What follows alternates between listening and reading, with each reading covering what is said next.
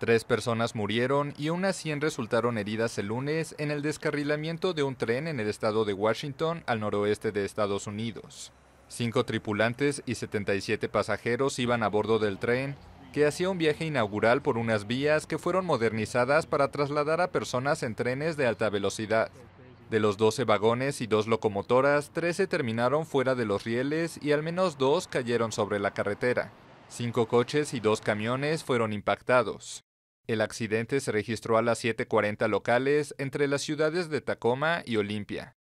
El tren pertenecía a Amtrak Cascades, propiedad de los estados de Washington y Oregon, y cuyo presidente evitó comentar a qué velocidad iba el transporte en el momento del accidente.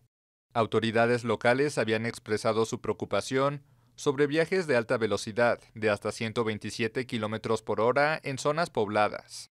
El presidente Donald Trump expresó sus condolencias y dijo que el incidente es una razón más para comenzar a arreglar inmediatamente la infraestructura.